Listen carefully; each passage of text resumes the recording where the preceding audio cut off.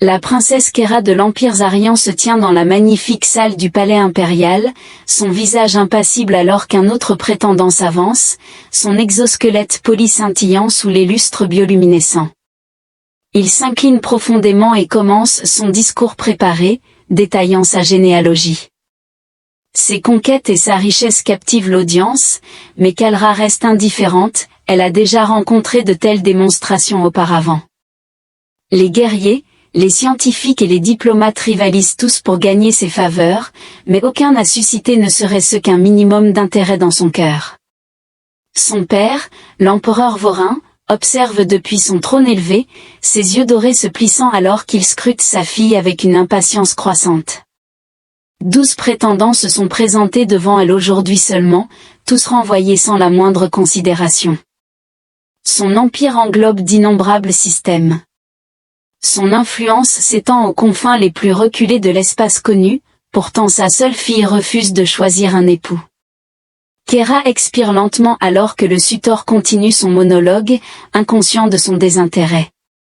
Il raconte ses victoires au combat, les planètes qu'il a conquises, et les héritages qu'il a établis, des réalisations qui impressionneraient n'importe quel autre noble Zaryan, mais pas elle. Elle ne désire pas un partenaire qui mesure la valeur en effusion de sang et en trophée, elle cherche autre chose, une qualité insaisissable qu'elle n'a pas encore identifiée. Enfin, elle lève une main, faisant taire le sutor, qui se fige, ses mandibules claquant de surprise. Sa voix résonne clairement à travers la vaste salle, vous parlez de guerre et de conquête, mais dites-moi, pourquoi vous battez-vous? Les nobles se taisent et échangent des regards perplexes, tandis que le sutor se redresse et répond comme si la solution était évidente. Je lutte pour le pouvoir, l'honneur, l'extension de l'empire et l'établissement de mon héritage. Serra hoche la tête une fois, signalant la fin de l'audience. Un murmure parcourt la foule alors que le sutor, la fierté blessée, se raidit mais s'abstient de discuter avec la princesse. Il s'incline une fois de plus et se retire dans l'assemblée des nobles observant depuis les côtés. L'empereur expire brusquement, sa patience s'amenuisant, et se lève de son trône, sa voix un grondement profond résonnant dans toute la salle. C'est le 12e prétendant que vous avez rejeté. Rien que dans ce cycle, nos alliés se multiplient. Inlassablement, ils donnent le meilleur d'eux-mêmes, et vous les rejetez. Que attendez-vous précisément? Kalra soutient son regard sans peur, bien qu'elle ait perdu un parent, elle ne cédera pas à la pression pour une union qu'elle ne désire pas. Je cherche un partenaire qui incarne plus qu'un titre, plus qu'un guerrier, et plus qu'un simple collectionneur de victoires. Un individu qui perçoit au-delà de l'autorité et de la convention, le comportement de l'empereur révèle que son idéalisme naïf est éclipsé par la domination de la force dans la galaxie. Vous ne rencontrerez personne qui incarne cette illusion à laquelle vous vous accrochez. La mâchoire de Khéra se serre, suggérant que peut-être je ne trouverai effectivement personne. Les nobles murmurent entre eux, scandalisés par son audace.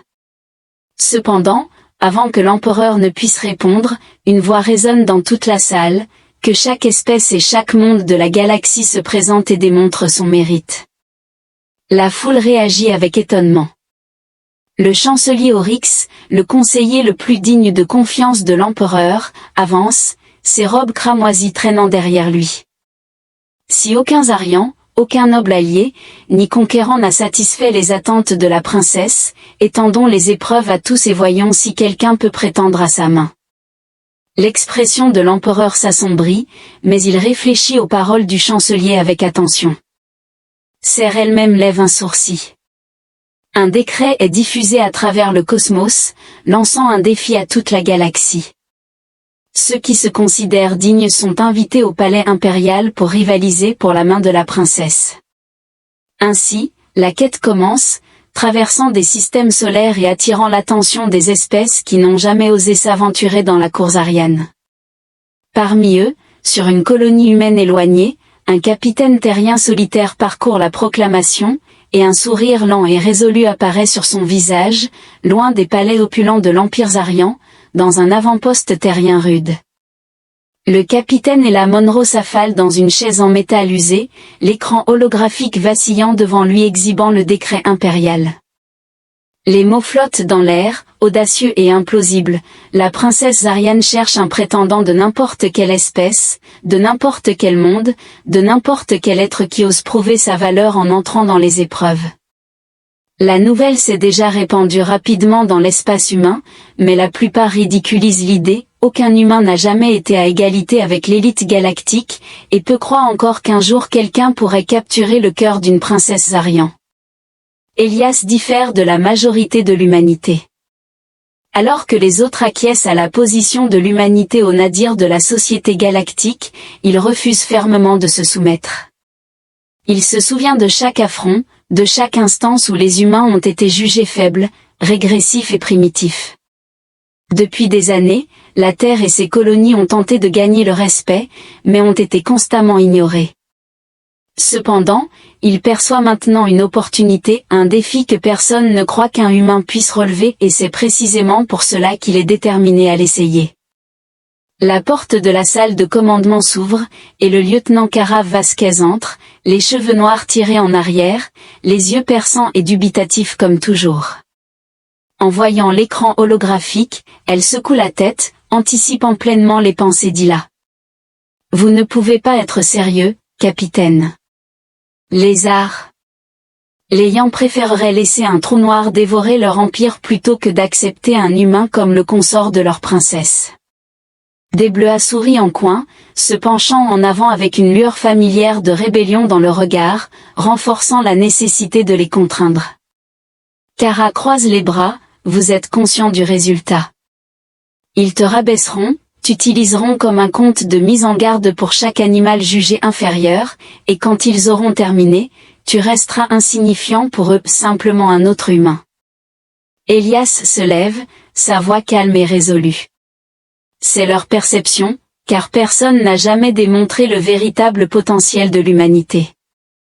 À travers la galaxie, les entités les plus redoutables se préparent pour les épreuves des seigneurs de guerre.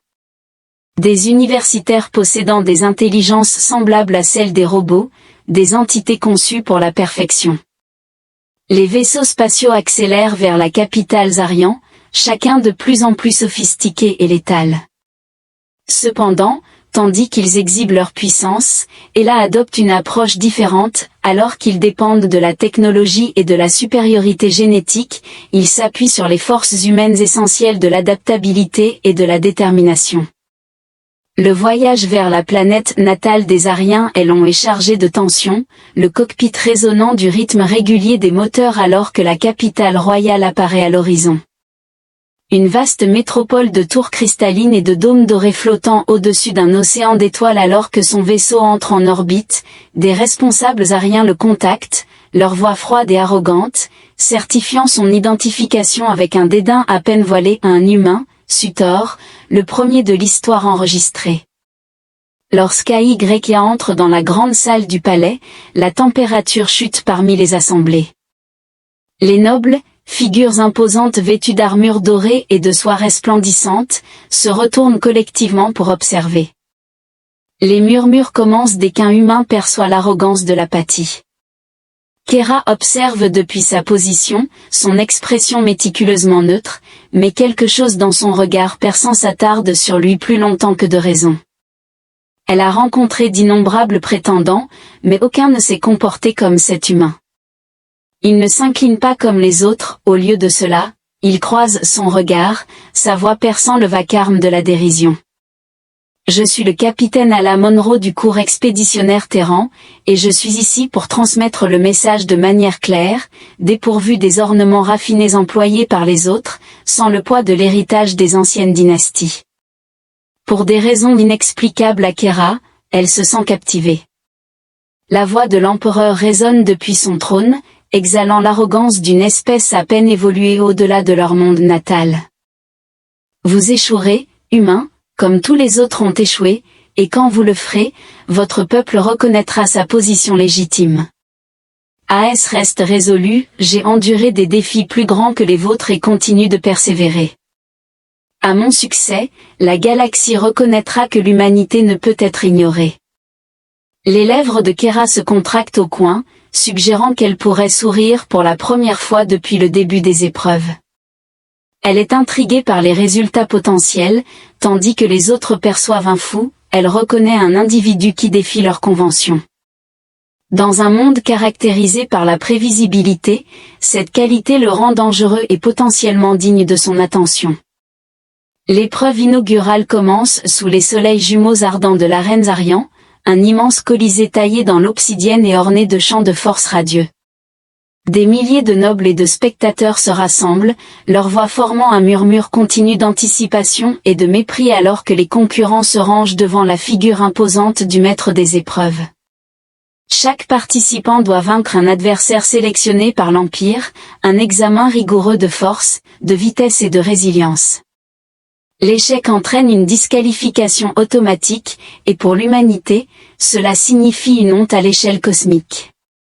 Elias occupe l'extrémité de la ligne, sa stature minuscule est moins redoutable que celle à sa gauche, où un drêne imposant aux muscles comme des câbles d'acier fait craquer ses griffes, tandis qu'à sa droite, un VTH modifié cybernétiquement ajuste les épées plasma intégrées dans ses bras.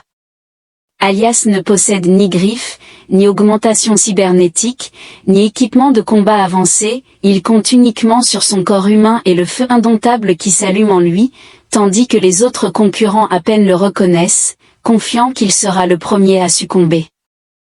Le maître des épreuves élève un bâton radieux, sa voix résonnant à travers l'arène.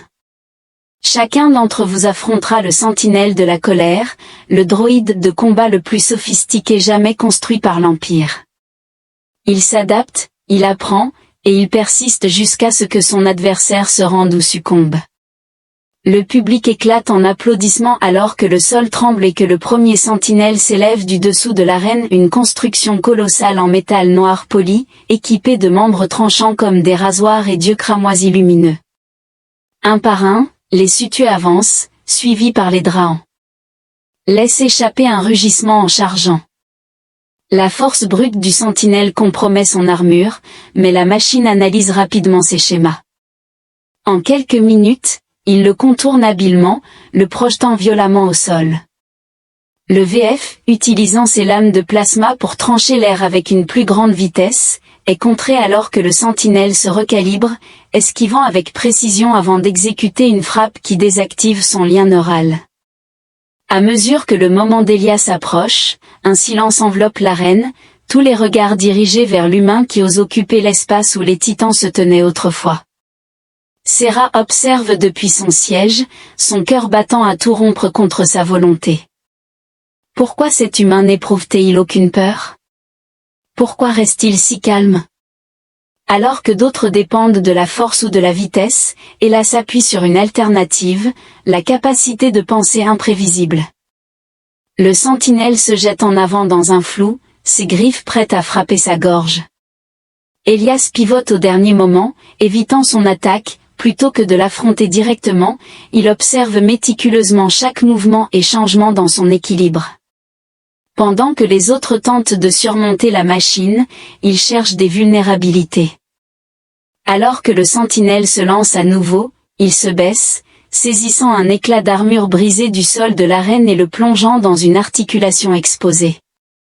Braise alors que le sentinelle s'envole, la foule retient son souffle tandis qu'Elias tire parti de l'avantage, manœuvrant entre ses frappes et utilisant sa stature plus petite pour rester une longueur d'avance. Chaque fois que la machine s'adapte, il modifie ses tactiques, ne lançant jamais la même attaque deux fois. Les processeurs du sentinelle vacillent dans leur tentative de suivre son imprévisibilité chaotique jusqu'à ce qu'Elias identifie son opportunité.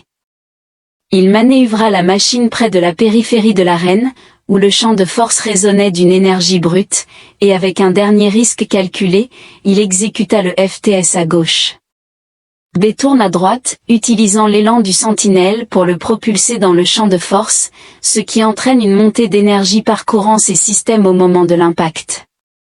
La machine convulse et tombe ensuite dans un tas de métal carbonisé, silencieuse. Le silence enveloppe l'arène, personne ne bouge, personne ne respire. Un humain a accompli l'inattendu, il a triomphé à Cura. Elle se lève lentement, son cœur battant contre ses côtes. Le costume adverse a compté sur leur génétique supérieure ou leur technologie avancée, tandis que cet humain a triomphé grâce à son ingéniosité et son adaptabilité, des qualités apparemment sous-estimées par les autres espèces. Le visage de son père est un masque de fureur glaciale alors qu'il s'adresse à Elias. « Tu restes debout, humain, mais tu ne survivras pas à l'épreuve à venir. » Ella croise le regard de l'empereur.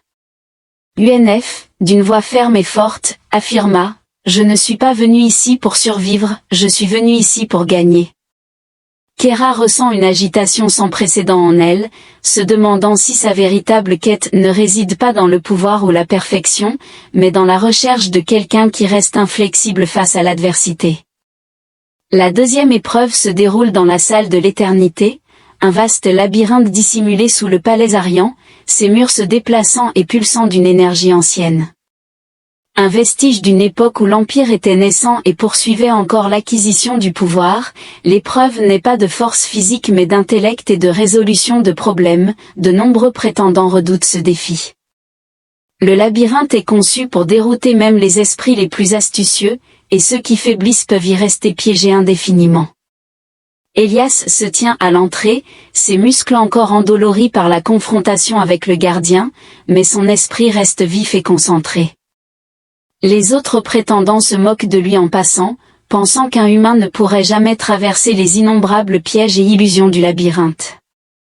L'individu qui a échappé de justesse à l'épreuve de combat frappe alors qu'il active ses améliorations mentales, permettant à son cerveau de traiter les données plus rapidement que n'importe quel esprit organique. Néanmoins, il ne possède aucune de ces augmentations. Pas de technologie avancée, seulement l'instinct et la détermination humaine inflexible à triompher. L'inaccessible, le maître des épreuves, élève un bâton cristallin, et le ladin s'apprête à déchiffrer ses énigmes pour prouver la valeur de son intellect auprès de la princesse. Ceux qui s'égarent seront éternellement oubliés. D'un geste, l'entrée dévoile un couloir tourbillonnant de lumière argentée, et sans hésitation, il avance. AS avance. Pendant que les autres s'accrochent à leur fierté ou leur arrogance, il avance avec détermination, car l'échec n'est pas une option. La chambre initiale est un labyrinthe de murs mouvants, chaque tournant obstruant un autre chemin derrière lui, empêchant ainsi son évasion. L'air est chargé d'électricité alors que des illusions holographiques se matérialisent, déconcertant ceux qui dépendent excessivement de leur sens. Le rêveur brut avance de force, activant accidentellement un piège qui le fige dans la stase, tandis que le VTH utilise ses organes cérébraux pour discerner des motifs. Néanmoins, la complexité labyrinthique dépasse même son intellect avancé. Elias navigue de manière distinctive, il ne tente ni de dominer le labyrinthe ni de le surpasser.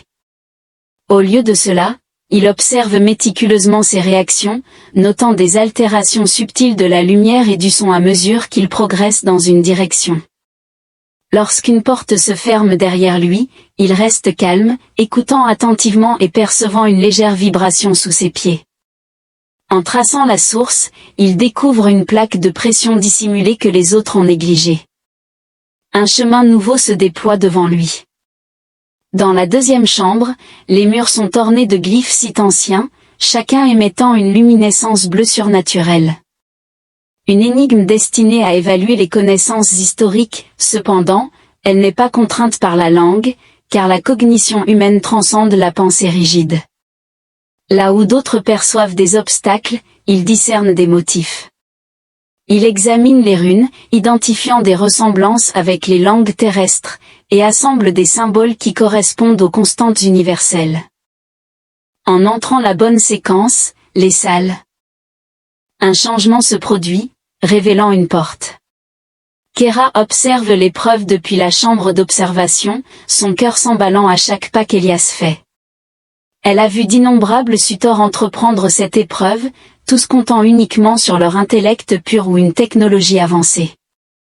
Aucun n'a abordé cela avec un esprit aussi malléable, si prêt à s'adapter là où les autres échouent.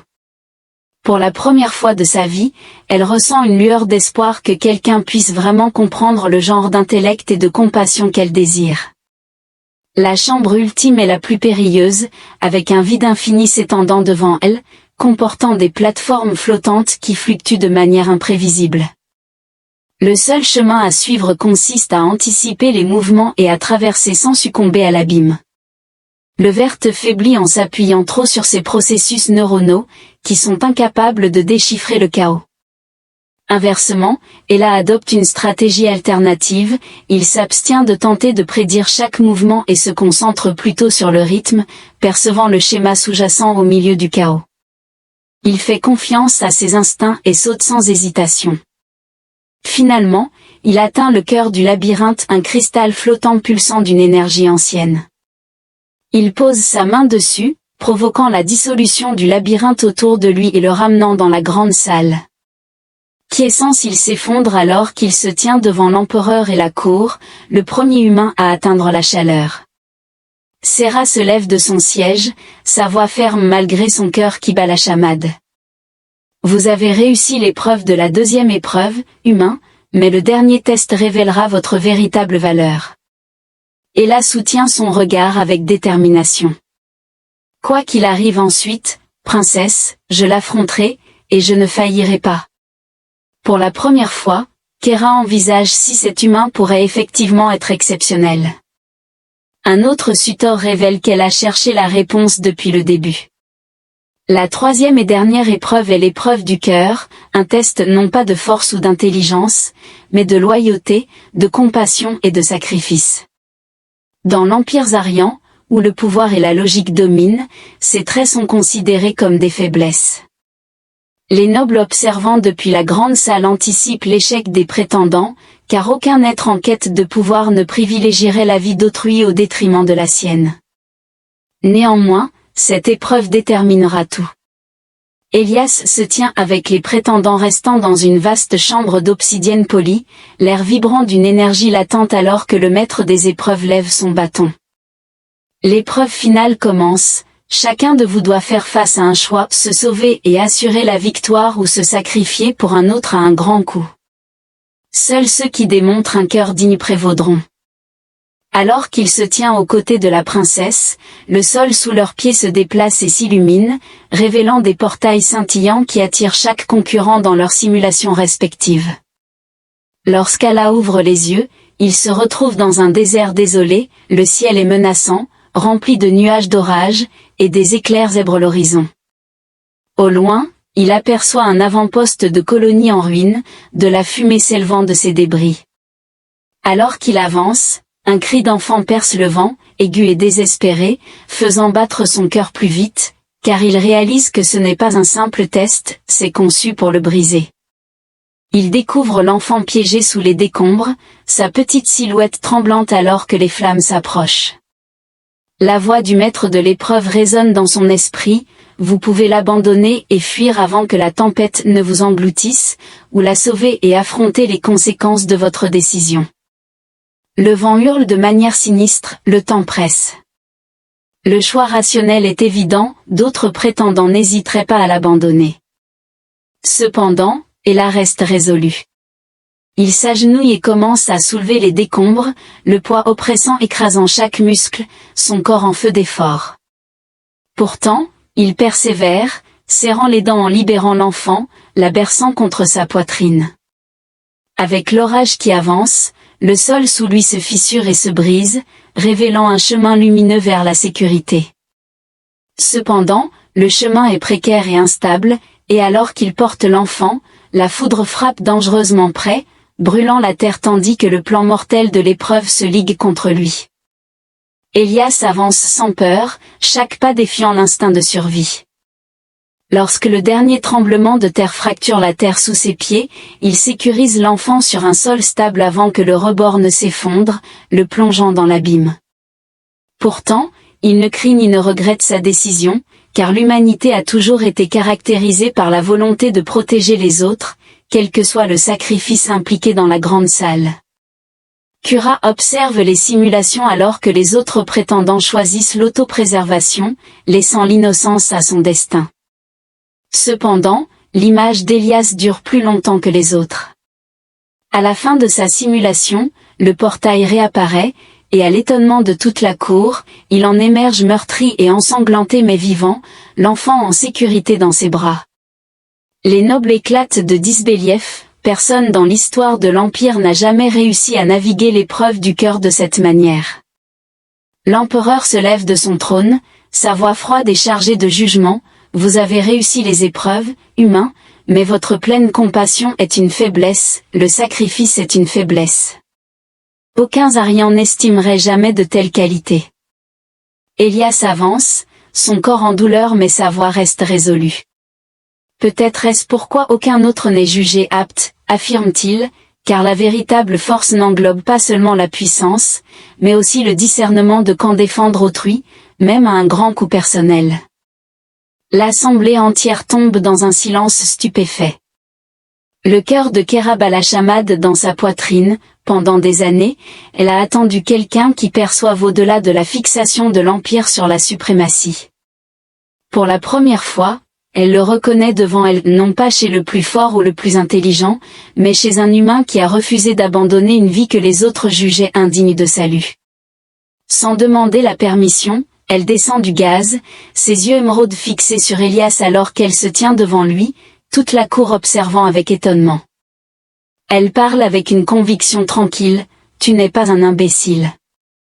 Capitaine à la Monroe, vous seul avez démontré votre valeur. Sa main s'étend pour s'entrelacer avec la sienne, un geste qui menace les fondements même de l'Empire. La fureur de l'empereur est évidente, mais Kera reste résolue, pour la première fois de sa vie, elle a fait un choix, et elle ne se laissera pas refuser. Ella lève la tête, rencontrant le regard de l'empereur sans trembler. Je vous ai informé que mon but ici n'est pas la simple survie, mais la victoire. Maintenant, se tenant derrière la princesse Kalra, il est conscient que la grande salle vibre de tension alors qu'elle se tient à côté du capitaine à la Monroe. Sa main fermement serrée dans la sienne, les nobles regardaient avec une incrédulité totale les idéaux ariens impeccables. Dévastés par l'individu qui contredit toutes les attentes, des murmures résonnent dans la chambre, certaines voix sont empreintes d'indignation, tandis que d'autres expriment une adoration hésitante. Pourtant, personne n'ose s'opposer à la décision de la princesse, pas en ce moment sous le regard des yeux d'or de l'empereur. Flamme de fureur descend de son trône, sa silhouette imposante projetant une longue ombre sur Ila. Tu crois que supporter ces épreuves te rend digne, il rugit, sa voix résonnant comme le tonnerre dans toute la salle, tu es insignifiant, ton espèce est sans importance, tu n'as pas ta place ici. Pourtant, Allah reste imperturbable, il a affronté la mort et des adversaires qui l'ont sous-estimé, démontrant constamment leur erreur. Je ne suis pas venu ici pour me valider devant vous, affirme Allah, sa voix inébranlable. Je suis venu démontrer à la galaxie que l'humanité n'est pas faible, et je suis venu parce que votre fille mérite un champion qui plaidera pour elle, non pas seulement pour le pouvoir, mais parce qu'elle est inestimable. Le cœur de Kera s'emballe dans sa poitrine, aucun prétendant n'a jamais osé s'adresser à son père de cette manière, pourtant elle ne ressent aucune appréhension, au contraire, elle ressent autre chose, quelque chose de rare et puissant, l'espoir. Depuis des années, elle a observé des guerriers au cœur froid et des nobles arrogants défiler devant elle, mais aucun ne l'a considéré comme autre chose qu'un prix à conquérir jusqu'à maintenant, jusqu'à lui. La sentimentalité méprisante de l'empereur mènera à votre perte, affirme-t-il. La galaxie ne montre aucune pitié aux faibles. Il dirige son attention vers Sera, sa voix descendant à un murmure menaçant. Tu mettrais en péril l'avenir de l'Empire pour cet être délicat, cet humain qui fléchira à la première rencontre avec un véritable adversaire. Pourtant, Kera relève le menton avec défi. Sa voix, claire et défiante, transmet que la véritable force n'est pas seulement physique, c'est la capacité de discernement de ce qui mérite d'être confronté. Le père de Pala a démontré une compréhension profonde de ce principe, surpassant quiconque présent.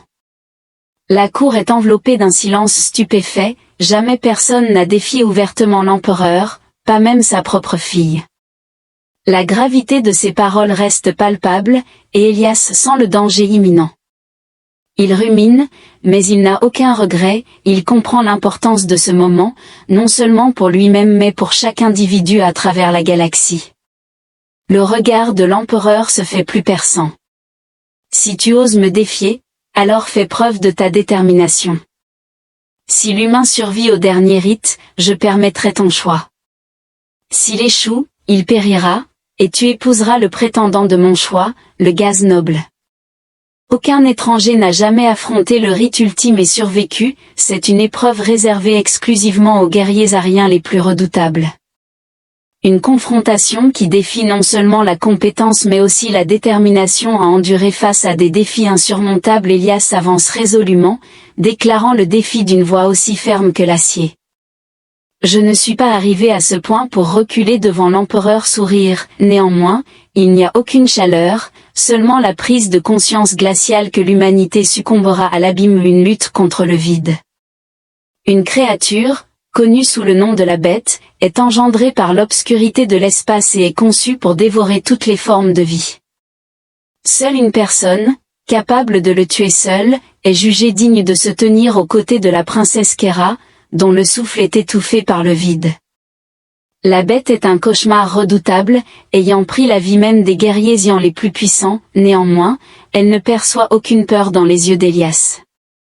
Le feu intense et inflexible qui l'a propulsée jusqu'ici, elle s'approche, sa voix à la fois douce et résolue. Tu n'as pas besoin de continuer cela, et là. Il croise son regard, et en cet instant, tout le reste se dissipe. Je m'engage dans Kera parce que tu le mérites, la reine sera prête dans l'heure. L'atmosphère vibre d'une énergie mortelle alors que le champ de confinement s'active, libérant le néant.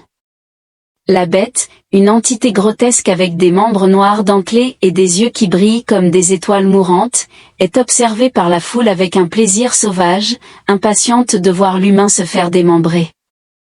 Cependant, il garde son calme, chaque nerf de son corps en alerte, chaque instinct aiguisé. La bête se jette, ses griffes fendant l'air, mais Elias est plus rapide, ses réflexes humains, affinés par des années de combat, lui permettent d'esquiver, se tordant sous son assaut. Alors que d'autres dépendraient de la force brute, lui